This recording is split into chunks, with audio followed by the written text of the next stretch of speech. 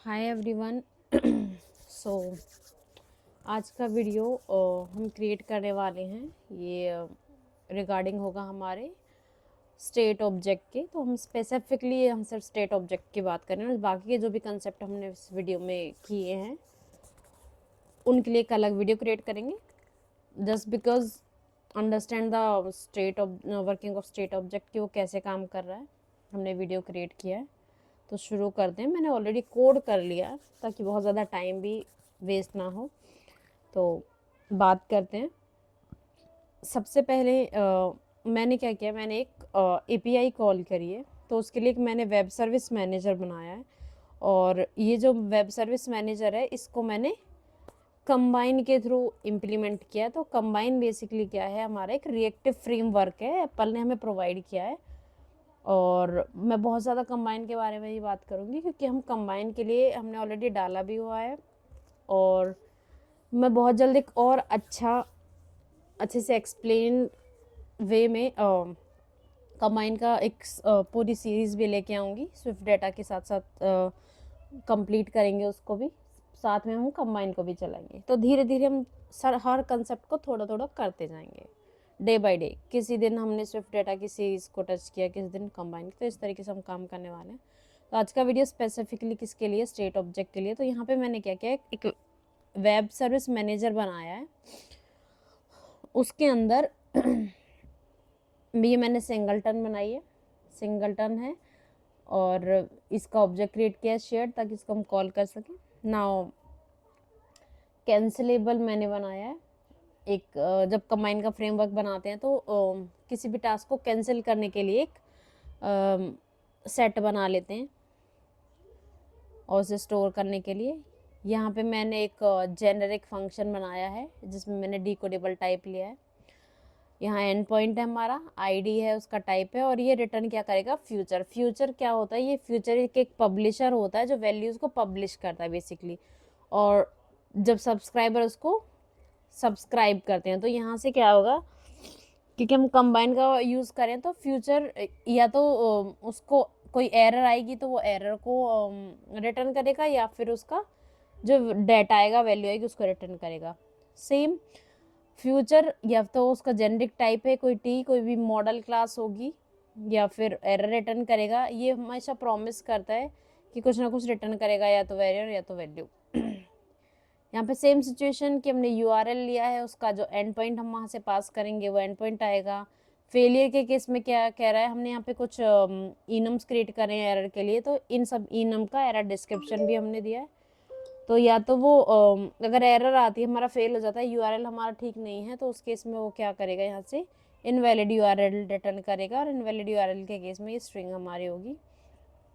Then अगर हम ये हमारा यूआरएल बिल्कुल ठीक है, उसके बाद यूआरएल सेशन में जब हम कंबाइन यूज़ करते हैं तो कंबाइन में बहुत सारे मेथड है कि या तो वो ये हमारा कंबाइन यूज़ करने, तो यहाँ पे पब्लिशर सब्सक्राइबर का मॉडल हम यूज़ कर रहे हैं तो इसलिए ये मेथड है। अदरवाइज जो हमारे लास्ट एपीआई कॉलिंग के मेथड्स थे उनमें URL session dot shared dot data task with request with completion handler, तो जितने भी मल्टीपल वेज थे ये, क्योंकि हम ये कंबाइन के थ्रू करें तो यहाँ पब्लिशर वाला हम मेथड यूज़ करने वाले हैं। इसमें यूआरएल को एक्सेप्ट किया इसने, तो ये क्या है, ये पब्लिश कर रहा है। यहाँ से वैल्यूज़ को पब्लिश हुई हैं।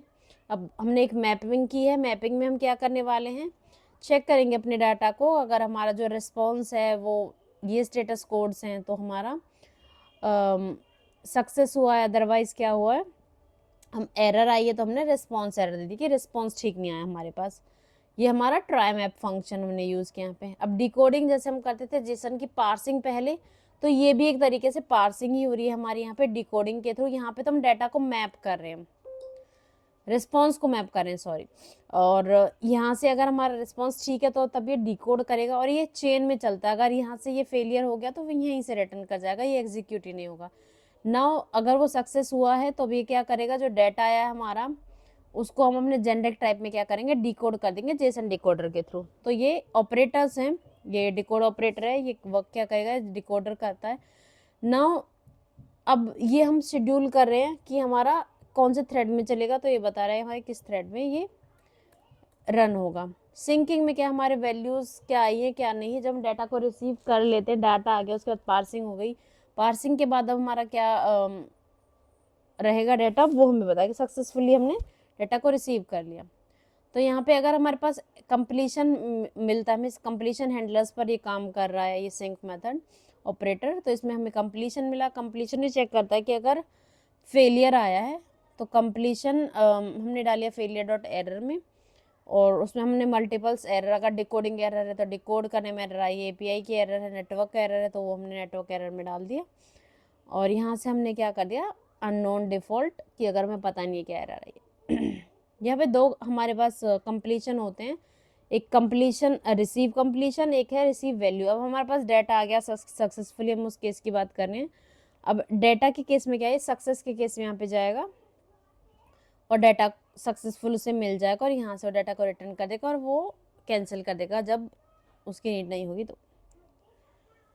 तो ये केस है एपीआई रिस्पॉन्स का, कंबाइन का। मैंने बहुत थोड़ा थोड़ा एक्सप्लेन किया है, जस्ट इसके पूरे के बारे में डिटेल में डिस्कस करेंगे। तो जस्ट मैंने बताया कि हम एपीआई कॉल करेंगे तो यहाँ इस तरीके से ये वर्क करेगा और यहाँ से डाटा को वापस देगा। तो यहाँ पे हमने यूआरएल है web service manager share dot gate data call किया, एंड पॉइंट में ऐप का यूआरएल मैंने दे दिया। और ऐप रेस्पॉन्स का टाइप अब मैं मॉडल की बात करती हूँ, क्योंकि इसका जो यूआरएल आप चेक कर सकते हो, ऐप डॉट जेसन, इसको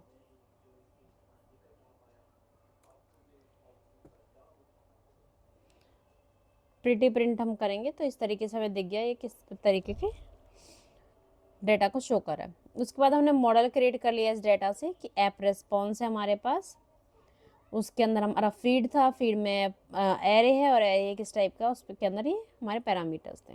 तो हमने ऑलरेडी मॉडल बना लिया।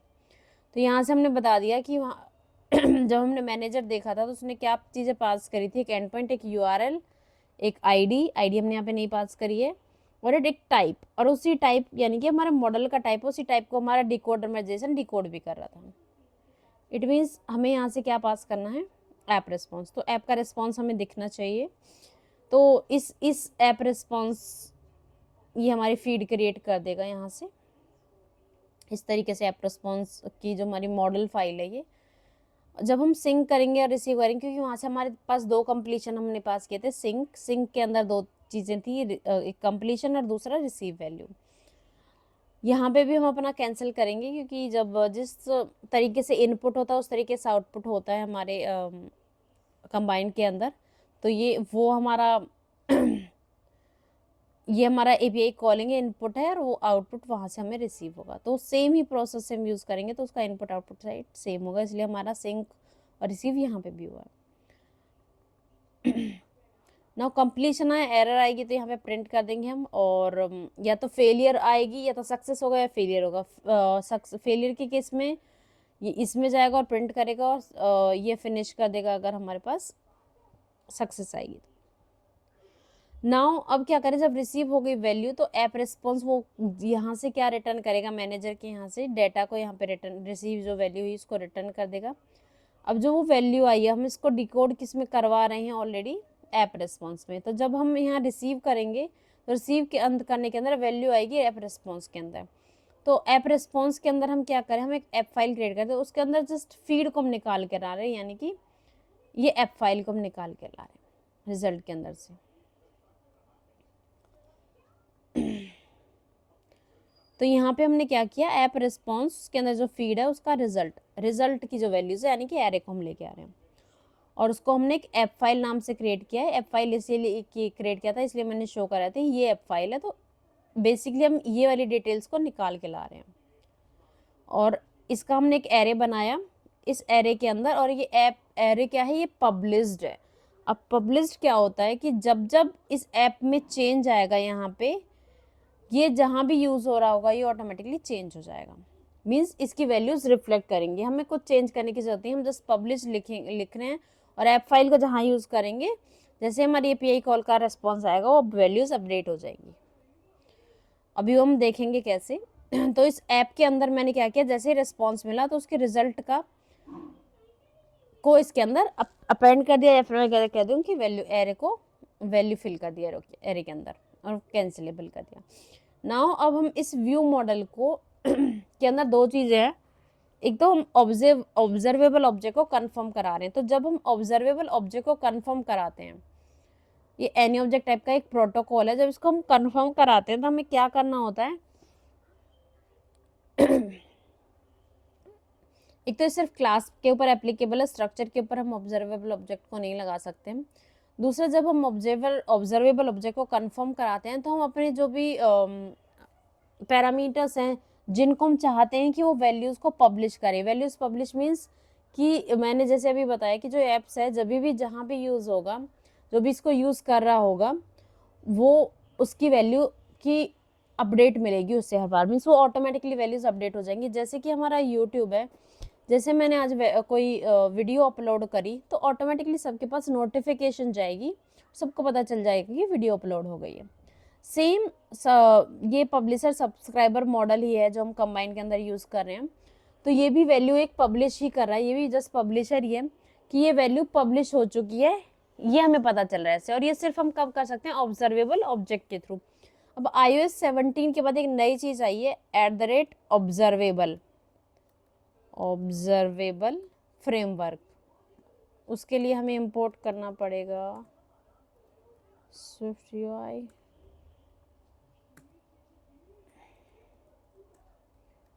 ऑब्जर्वेबल।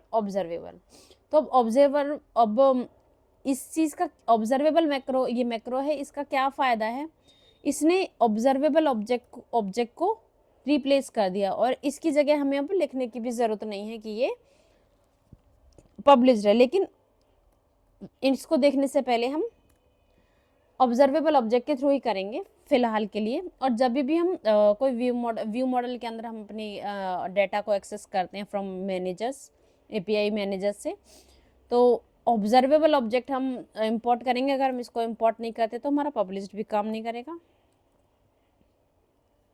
तो इसने बोल दिया है require that view model should be observable, और ऑब्जर्वेबल होगा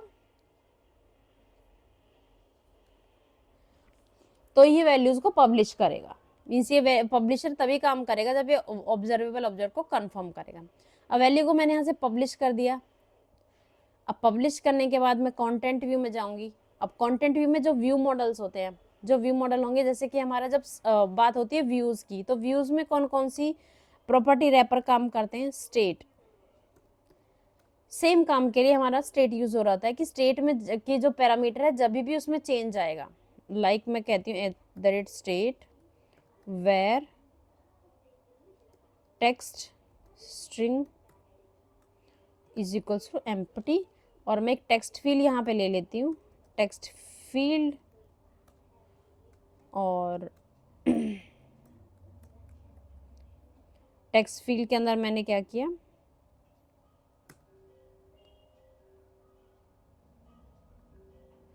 टाइटल, और इसकी बाइंडिंग मैंने किससे कर दी, टेक्स्ट से, तो बाइंडिंग कर दी।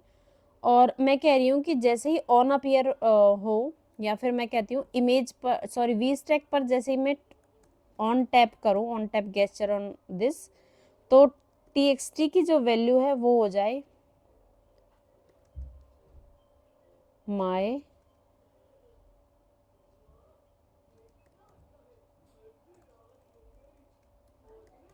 कंट्री इज इंडिया, तो कुछ ऐसा हो जाए। अब देखते हैं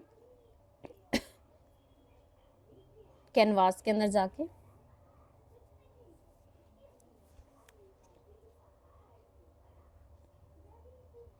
अब मैंने बोला जैसे ही मैं टैप करूं तो इसकी वैल्यू क्या है, माय कंट्री इज इंडिया। तो टेक्स्ट फील्ड की वैल्यू क्या है कि my country is India, means जब जब इस वैल्यू को मैं चेंज करूंगी तब तब वैल्यू अपडेट हो जाएगी। सेम प्रोसेस हमारा स्टेट ऑब्जेक्ट का है, बट जो स्टेट है वो हमारे स्ट्रक्चर्स के लिए काम करती है, यानी कि हमारे व्यूज के लिए काम करती है। और जो स्टेट ऑब्जेक्ट है और ऑब्जर्व्ड ऑब्जेक्ट है, ये दोनों किसके लिए, हमारी क्लासेस के लिए काम करते हैं। पहली चीज़ तो ये कि वैल्यू टाइप और रेफरेंस टाइप वाली चीज़ यहाँ पे है क्लास के लिए, क्योंकि व्यू मॉडल क्या है, हमारी क्लास है, तो क्लास के लिए क्या काम करता है, स्टेट ऑब्जेक्ट। दूसरी चीज़, अब स्टेट ऑब्जेक्ट हमारा ऑब्जर्वेबल ऑब्जेक्ट को भी कंफर्म करा रहा था कि उसके बिना हम स्टेट ऑब्जेक्ट को डिक्लेयर नहीं कर सकते हैं व्यू मॉडल को। ये हमने एरर ऑलरेडी देख लिया। अब उसका कॉन्सेप्ट क्या है? उसका कॉन्सेप्ट ये है कि जो स्टेट ऑब्जेक्ट जब हमने डिक्लेयर किया अपने व्यू मॉडल को, तो अब जो भी वैल्यूज पब्लिश कर रहा था ऑब्जर्वेबल प्रोजेक्ट, यानी कि पब्लिश कौन सी करी थी? एप्स की वैल्यू, तो एप्स का हमारा डाटा है। तो जब भी हमारी एप्स के डाटा में वहाँ चेंज आएगा तो ऑटोमेटिकली हमारे व्यू में भी चेंज आएगा। अब मैंने क्या किया, ऑन अपीयर पे इस व्यू मॉडल के अंदर जो गेट एप्स था उसको कॉल कर दिया।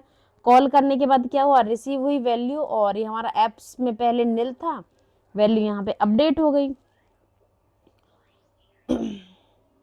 और जब वैल्यू अपडेट हुई तो ये क्या करेगा, हमारे व्यू में भी चेंज करेगा। अब मैंने देखा ऑन अपीयर मैंने ऑन अपीयर कब कॉल होता है? व्यू को डिस्प्ले होने से पहले ऑन अपीयर कॉल होता है। तो जैसे ही ऑन अपीयर कॉल होगा तो एपीआई कॉल हो जाएगी और हमारे व्यू में डाटा डिस्प्ले हो जाएगा। तो इसमें एक्स इंजन कॉल हो रहा है। नाउ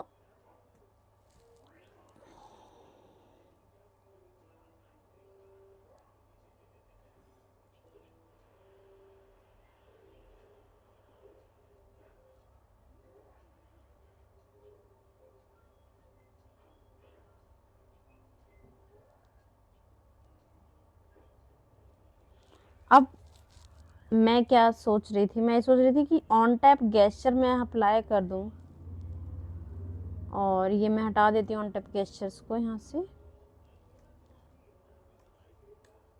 और अब मैंने क्या किया, ऑन टैप गेस्चर पे अप्लाई कर दिया। तो अभी आप देख सकते हैं कि यहाँ पे, और टेक्स्ट फील्ड को भी मैं हटा देती हूँ, इसकी कोई नीड नहीं है। अब ऑन टैप गेस्चर मैंने अप्लाई कर दिया तो आप देख सकते हो, क्योंकि ऑन अपीयर नहीं था, एपीआई ऑटोमेटिकली कॉल हो नहीं रही है, और ऑटोमेटिकली कॉल नहीं हो रही है तो कुछ डिस्प्ले भी नहीं हो रहा है, यानी कि इसमें गया ही नहीं है। मैंने यहाँ पे क्योंकि ऑप्शनल अनरैपिंग कर दी है कि अगर डाटा होगा वो तो ही दिखेगा हेलो वर्ल्ड।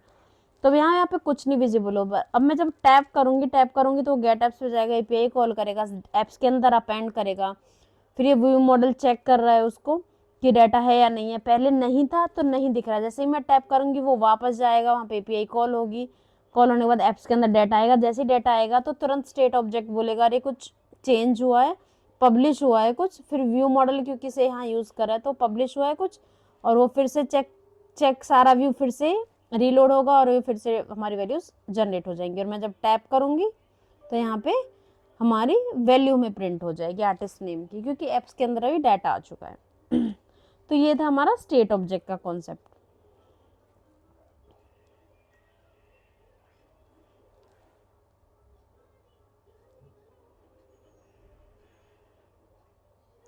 और ये था ऑब्जर्व। तो ये दोनों ही क्या है, हमारे सेम तरीके से काम कर रहे हैं। तो ऑब्जर्व ऑब्जेक्ट और स्टेट ऑब्जेक्ट जब दोनों सेम ही काम कर रहे हैं तो उन्हें क्यों यूज़ कर रहे हैं, क्या डिफरेंसेस हैं, हम क्यों यूज़ करेंगे, वो हम किसी नेक्स्ट वीडियो में या तो वीडियो लेके आएंगे इंटरव्यू क्वेश्चंस के रिलेटेड, तो वहाँ डिस्कस करेंगे। अब ये वीडियो है सिर्फ स्टेट ऑब्जेक्ट के लिए। तो स्टेट ऑब्जेक्ट वर्क कैसे करें, बेसिकली हम वहाँ पे जब हम एपीआई को कॉल कर रहे हैं तो यहाँ पे डाटा को चेंज कैसे कर सकते हैं। तो जो भी फंक्शनैलिटी है हमारी वो कहाँ होगी, व्यू मॉडल के अंदर होगी। और व्यू मॉडल से जैसे कोई कोर डाटा की सेविंग्स हैं, या हम डिलीट करें अपडेट करें कोर डाटा में या स्विफ्ट डाटा में, या फिर हम कोई एपीआई कॉल कर रहे हैं, या कोई हम डेट फॉर्मेटिंग कर रहे हैं, डेट या टाइम फॉर्मेट कर रहे हैं, या फिर हम कोई भी और फंक्शनल चीज़ कर रहे हैं, वो कहाँ हम करेंगे, व्यू मॉडल में, और उसे पब्लिश कराएंगे वैल्यूज़ को और उसके अपने व्यू में डिस्प्ले करेंगे, सिंपल। तो इस तरीके से हम अपना इम्प्लीमेंट करेंगे स्टेट ऑब्जेक्ट को। तो ये था data passing from view model to view.